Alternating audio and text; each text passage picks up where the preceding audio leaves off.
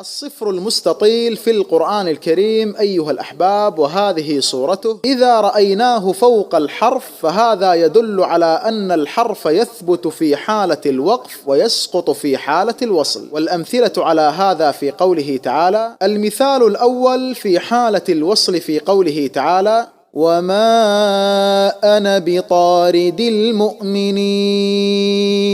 الألف في حالة الوصل تسقط فننتقل من حرف النون إلى حرف الباء، أما في حالة الوقف فتقرأ وما أنا بإثبات حرف الألف. المثال الثاني في حالة الوصل في قوله تعالى: قال أنا خير منه. الألف في حالة الوصل تسقط فننتقل من حرف النون إلى حرف الخاء، أما في حالة الوقف فتقرأ قال أنا بإثبات حرف الألف. المثال الثالث في حالة الوصل في قوله تعالى: لكنه والله ربي. الألف في حالة الوصل تسقط فننتقل من حرف النون إلى حرف الهاء، أما في حالة الوقف فتقرأ لكن بإثبات حرف الألف. المثال الرابع في حالة الوصل في قوله تعالى: وأكواب كانت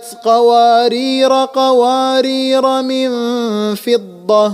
الألف في حالة الوصل تسقط فننتقل من حرف الراء إلى حرف القاف، أما في حالة الوقف فتقرأ وأكواب كانت قوارير بإثبات حرف الألف. والله أعلى وأعلم.